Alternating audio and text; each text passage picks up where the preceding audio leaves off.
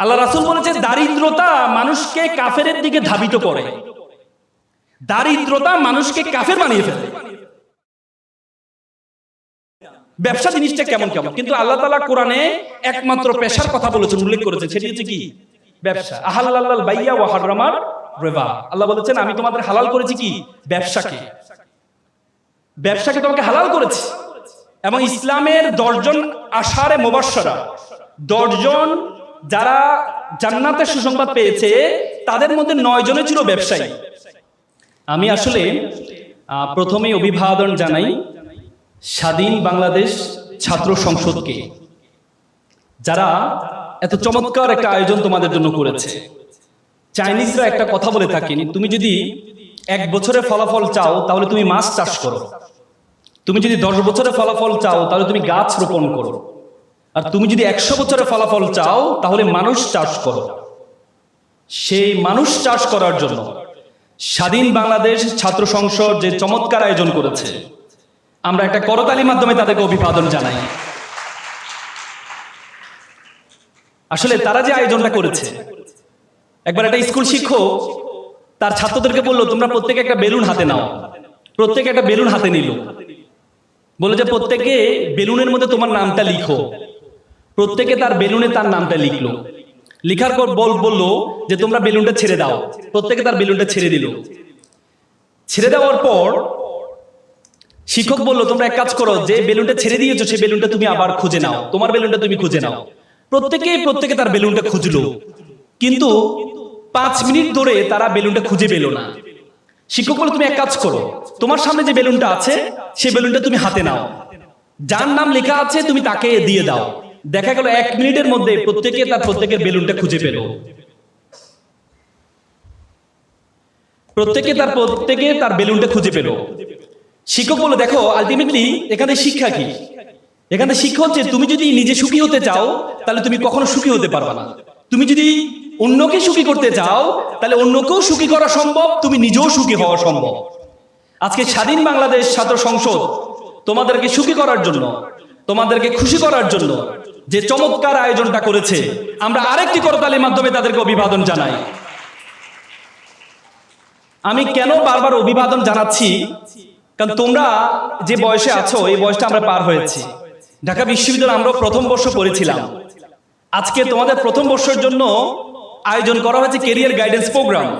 আর আমাদের জন্য যখন পড়েছিলাম আমাদের জন্য কি আয়োজন করা হয়েছে সেটি শোনার পর তোমরা বুঝবা যে তোমরা কত ভালো জায়গায় আছো। আমার মনে আছে 2009 সাল 10 জানুয়ারি প্রথম বর্ষের হলে উঠবো, সূর্য সেন হল আমার অ্যাটেস্টেড। হলে উঠবো রাত 10টায়, আমাদের গেস্ট রুম হয়। হলে উঠার জন্য একটা ভাইবা হয়। সে ভাইবাতে কিছু প্রশ্ন জিজ্ঞেস করেছে আমাকে। এই প্রশ্নগুলো তোমরা অবশ্য বুঝতে পেরেছো। ছাত্রলীগ কত সালে প্রতিষ্ঠা হয়েছেন, ছাত্রলীগের প্রথম সভাপতির নাম কি, বর্তমান সভাপতির নাম কি, অনেক প্রশ্ন আমাকে যাই। প্রত্যেকটা প্রশ্ন 12টা প্রশ্ন জিজ্ঞেস, প্রত্যেকটা প্রশ্ন পেরেছি। লাস্টে একটা প্রশ্ন আমাকে করেছে আজকে কি দিবস। আমি তো মুখস্থ করে আসছি, ভুল হওয়ার তো কথাই না, কারণ আমাকে আগেই সব পড়ে আসছি যে তারা এই প্রশ্নগুলো আমাকে করবে। কিন্তু আমি বললাম আজকে হচ্ছে শেখ মুজিবুর রহমান প্রত্যাবর্তন দিবস। কথা কিন্তু সত্য। দেখি যে তারা আমার দিকে চোখ বড় করে তাকিয়ে আছে। আমি বললাম কি রে, প্রশ্ন তো উত্তর তো ঠিকই আছে, প্রশ্নও ঠিক আছে উত্তরও ঠিক আছে, ঘটনা কি? একজনে বললো একটা ছুরি নে, ছুরি।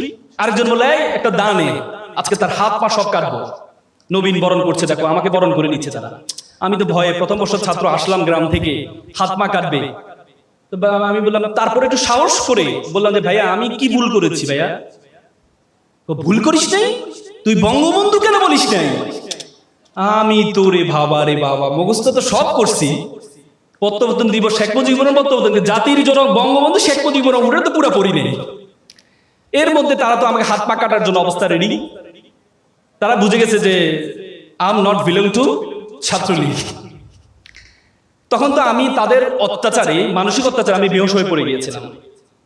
পড়ার পর আমাকে পরবর্তীতে নিয়ে যায় রুমে, রুমিনীর পানি টানি ঢালার পরে হোঁশ আসার পরে আমি যে হলে উঠবো, হলের সভাপতি ছিল আমার বাড়ি কুমিল্লা, তার বাড়িও কুমিল্লা। আমি চিন্তা করছি তার কাছে উঠলে মানে ছাত্রলীগের সভাপতি, তাহলে আমি একটু সেফ থাকবো। তো সে আমাকে দেখতে আসলো, তো আমি বললাম ভাই আপনি আর এলাকা বাড়ি আমার একই এলাকার, আপনি কি করলেন এটা? যা বেটা, আমি তো তোকে চাইছিলাম তোর সাহস কতটুকু, যে ছুরি গুলির সামনে তুই কতটুকু নিজেকে তৈরি করতে পারিস, তোকে নেতা বানাইতে পারবো কিনা, এই জন্য চাইছিলাম। তা আমি বললাম ভাই আগে তো প্রশ্নটা ফাঁস করে দিতে পারতো। তার মানে তখন আমাদেরকে প্র্যাকটিস করা হতো নবীনদেরকে, পড়াশোনা না, যে তোমার সাহস কতটুকু, তোমার হাত মা কাটতে পারো কিনা। আমাদেরকে তখন সরদ্দিতে রাতে পাঠানো হতো, সরদ্দ উদ্যানে আমাদেরকে পাঠিয়ে বলা হইতো যে যারা কাপল আছে তাদেরকে ধরবা, প্রথমে ধরে জিজ্ঞেস করবে ঢাকা বিশ্ববিদ্যালয় কিনা, যদি ঢাকা বিশ্ববিদ্যালয়ে মারা দরকার নেই, আর যদি অন্য বিশ্ববিদ্যালয় হয় তাহলে চড়াইবে শুধু ঠুস ঠাস। কেন? বলে যে এটা করলে, তো আমি এক বড় ভাইকে জিজ্ঞেস করলাম বড় ভাই এটা কেন করা হয়? বলে যে এটা করলে তোমার সাহস বাড়বে। সাহস বাড়বে? কি শিখাচ্ছে আমাদেরকে? সাহস বাড়ানোর জন্য আমাদেরকে রাতে সরদ দিতে পাঠানো হয়। তারপর এক বড় ভাই বলে শোন তোদেরকে আমি এটা বলে রাখি, তোরা যখনই দেখবি যে আমি কোন কারোর সাথে কথা বলতেছি, তখন আমি মাথায় যখন হাত দিব তখন তোরা বুঝতে পারবি যে সামনে যে আছে সে হচ্ছে আমাদের শত্রু, তখন তোরা মাইর দেওয়া শুরু করবি। আর তখন আমি নিষেধ করবো এই আমার বন্ধু মানিস না, মানে এরা হয়তো ছাত্র শিবির না ছাত্র দল, যে তোরা মারা শুরু করবি, তখন আমি নিষেধ করবো আমার বন্ধু মানিস না, তোরা তারপরেও বেশি মারবি, যত বেশি নিষেধ করবো তত বেশি মারবি। তো এটা তো হয়ে গেছে, আমাদের শিক্ষা হয়ে গেছে। একদিন মনে আছে এখানে একটা টিএসসির মোড়ে কর্নারে একটা জুসের দোকান ছিল। জুসের দোকানে আমরা এক বড় ভাইটা দাঁড়ায় একজনের সাথে কথা বলতেছি, আমরা ছিলাম রাজু ভাস্কর্যের এখানে, তখন উনি মাথায় হাত দিচ্ছে, তখন আমাদের মধ্যে একজন এই ভাই তো ইশারা দিচ্ছে চল, সবাই গিয়ে ওই ভাইটাকে দিল মারে। বড় ভাই বলছে এই আমার বকরিপতি, তারপরেও ফলাফাইন তো বলছে যে নিষেধ করছে মারতে হবে, বলছে আমার আপন আল্লাহর কসম আমার আপন বকরিপতি, তারপরেও ফলাফাইন মেরে একবারে। কারণ ভাই শিখে দিচ্ছে যত বেশি নিষেধ করবো তত বেশি মারবি, আর আমি যত বেশি বলবো তত বেশি মারবি। পরে জানতে পারলাম আসলে এটা তার বকরিপতি ছিল, তারা দেখতে আসছিল। তার মানে তখন আমাদেরকে শিখানো হতো এটা। এই জন্য তোমরা অনেক বড় সৌভাগ্যবান, যে ফার্স্ট ইয়ারে এসে তোমরা একটা ক্যারিয়ার গাইডেন্স প্রোগ্রাম পাচ্ছ। সেখানে শিখানো হচ্ছে না তোমার সাহস আছে কিনা, সেখানে তোমাকে ছুরি দিয়ে তলোয়ার দিয়ে তোমাকে সাহস শিখানো হয় না, সেখানে বড়দেরকে চর মেরে কাপলদেরকে চর মেরে শিখানো হয় না তোমার সাহস আছে কিনা, সেটা শিখানো হয় না। এই জন্য তোমরা অনেক বড় সৌভাগ্যবান। এই জন্য নামটা স্বাধীন বাংলাদেশ ছাত্র সংসদ, নামের মধ্যে কাজেরও মিল আছে, যে স্বাধীন ছাত্র তোমরা অনেক বেশি ঢাকা বিশ্ববিদ্যালয়ের স্বাধীন ছাত্র। ছোটবেলায় একটা কবিতা বলেছিলাম, নামের বড়াই করো না তো নাম দিয়ে কি হয়, নামের মাঝে পাবে না তো সকলের পরিচয়। আজকে এখানে বলতে ইচ্ছে করছে যে নামের বড়াই করো তোমরা, নাম দিয়ে সব হয়, নামের মাঝে পাবে স্বাধীন বাংলাদেশ ছাত্র সংসদের পরিচয়। আজকে তোমরা এখানে যারা আছো, you must mind it, this is a beginning. You must mind it, this is the beginning. This is the very, very beginning of your journey. তোমাদের জীবন মাত্র শুরু হয়েছে। You have to compete not only in Dhaka University. You have to compete all over the country. You have to compete all over the world. You have to truly think you are global citizen. পৃথিবীর একটা বিশ্বগ্রামে পরিণত হয়েছে। এই বিশ্বগ্রামের মধ্যে তুমি যদি মনে করো ঢাকা বিশ্ববিদ্যালয়ের বিরুদ্ধে কম্পিটিশন করবে, তাহলে তুমি ভুল করবা। You have to think beyond Bangladeshi border. তোমাকে বাংলাদেশের বর্ডারের বাইরে চিন্তা করতে হবে, বাংলাদেশের বর্ডারের বাইরে চিন্তা করতে হবে।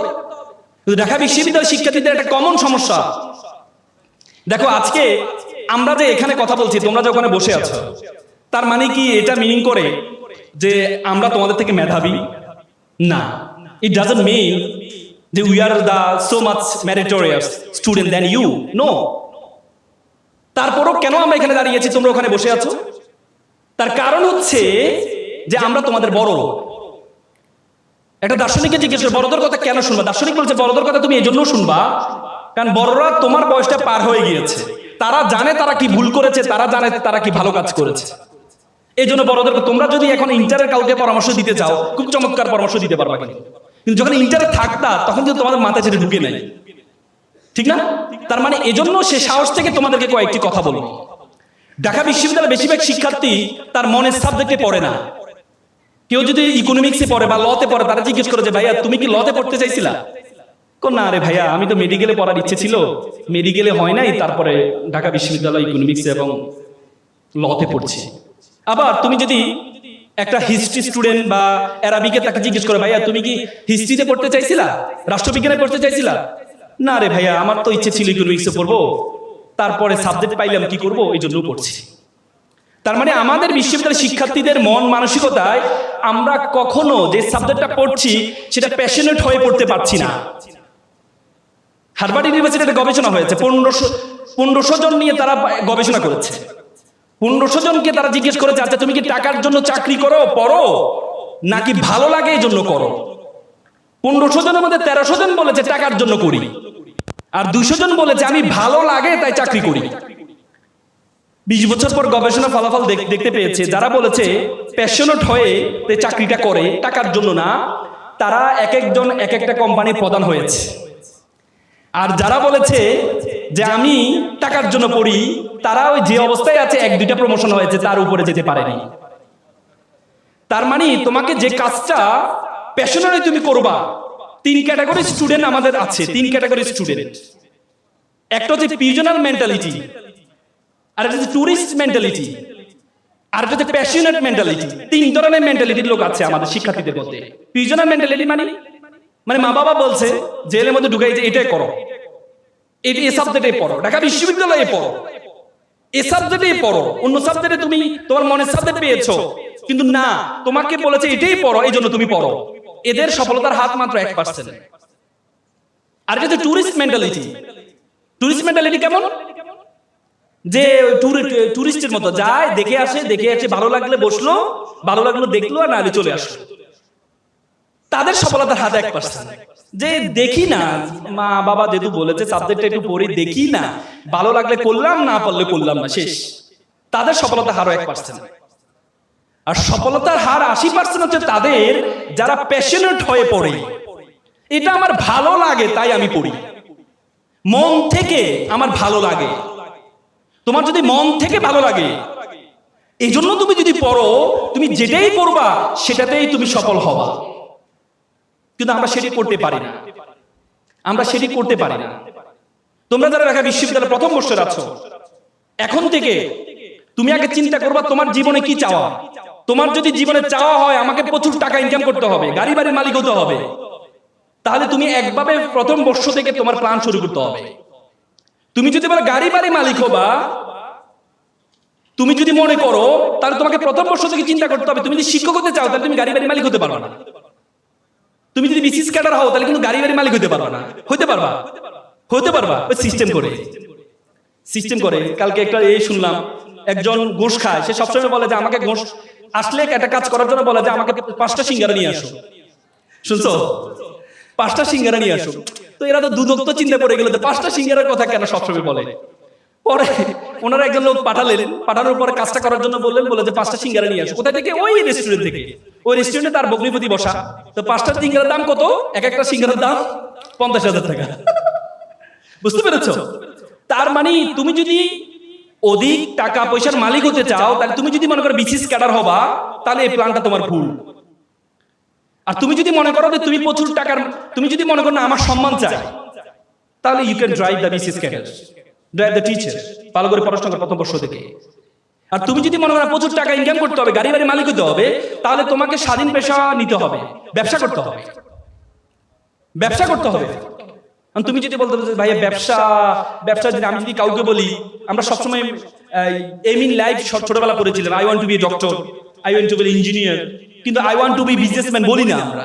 ব্যবসা জিনিসটা কেমন, কিন্তু আল্লাহ তাআলা কোরআনে একমাত্র পেশার কথা বলেছেন, উল্লেখ করেছেন, সেটি হচ্ছে কি? ব্যবসা। আহাল্লাল বাইয়া ওয়া হারামার রিবা। আল্লাহ বলেছেন আমি তোমাদের হালাল করেছি কি? ব্যবসাকে তোমাকে হালাল করেছি। এবং ইসলামের 10 জন আশারে মুবাশশারা, 10 জন যারা জান্নাতের সুসংবাদ পেয়েছে, তাদের মধ্যে 9 জনে ছিল ব্যবসায়ী। এবং prophet was also the businessman. জানো তো? হ্যাঁ, তার মানে ব্যবসাটা এটাকে এমফাসাইজ করেছেন। আলিবাবার প্রতিষ্ঠাতা জ্যাকমাকে বলেছিল, জ্যাকমা বলেছে তুমি যদি বিড়ালকে যদি বলা হয় তুমি কি $100 একটা নোট নিবে নাকি একটা কলা নিবে, বিড়াল $100 গ্রহণ না করে কলাটি গ্রহণ করে নেয়।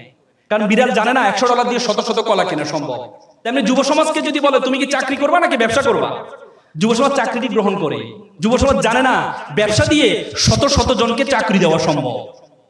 সুতরাং তোমাকে সে ব্যবসায়ী চিন্তা করতে হবে, এবং তোমরা জানো যে ইসলামের যে প্রচার প্রসার হয়েছে, ব্যবসায়ীরা এসে কিন্তু প্রচার করেছে। তোমরা সিন্দাবাদ দেখেছো না? সিন্দাবাদ কেন আমরা দেখি? সিন্দাবাদে দেখবে ব্যবসায়ীরা আরব থেকে আসছে, এসে এখানে ব্যবসা শুরু করেছে, বিয়ে শাদী করেছে।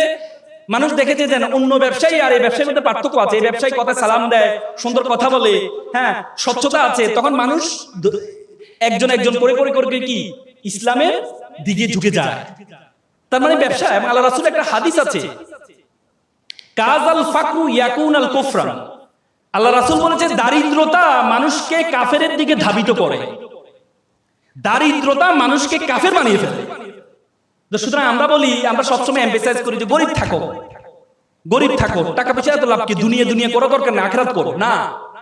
ইসলামের যত বড় বড় ইবাদত আছে, সবচেয়ে বেশি বড় ইবাদত গুলো কিন্তু ধনীর জন্য। রোজা, এই তোমার কুরবানি কার জন্য? গরিবের জন্য। হজ কার জন্য? গরিবের জন্য। যাকাত কার জন্য? গরিবের জন্য। কার জন্য? ধনীর জন্য। আল্লাহ তাআলা কোরআনে বলেছে আকিমুস সালাত ওয়া আতুজ যাকাত, যাকাত আদায় করতে বলছে, যাকাত প্রদান করতে বলছে, যাকাত খাইতে বলে নাই। আর আমরা ইসলামটাকে বানায় নিয়েছি যে এটা গরিবের ধর্ম। তোমরা জানো ব্রিটিশরা যখন আমাদের এই উপমহাদেশে আসছিল, তখন আমরা, এই উপমহাদেশ ছিল পৃথিবীর সপ্তম ধনী দেশ ছিল যখন ব্রিটিশরা আসছে। আর যাওয়ার পথে আমাদেরকে সবচেয়ে ফকির দেশে পরিণত করে দিয়েছে। তারা কি করেছে? তারা আমাদের শিক্ষা ব্যবস্থাটাকে এমন ভাবে তৈরি করে দিয়েছে, আমাদের শিক্ষা ব্যবস্থা পড়ানো হয় যে ছিঁড়া কাঁথায় শুয়ে লাখ টাকার স্বপ্ন কেন দেখো। তারা আমাদেরকে এই যে অ্যাপ্লিকেশনে শিখায়, কি শিখায় জানো? যে কেরানি পদে চাকরির জন্য আবেদন। কখনো দেখছো সিইও পদে চাকরির জন্য আবেদন তোমাদেরকে শিখাইতে? এমডি পদে আবেদনের চাকরি শিখাইতে? আমাদের কাছে কেরানি পদে আবেদন। তার মানে ব্রিটিশরা আমাদের মাথায় ঢুকিয়ে দেয় তোরা ফকিরের জাতি, তোরা চিন্তা করবি কেরানি পর্যন্ত, একটা প্রধান হওয়ার জন্য চিন্তা করবি না। আমরা সেই মেন্টালিটি নিয়ে আছি।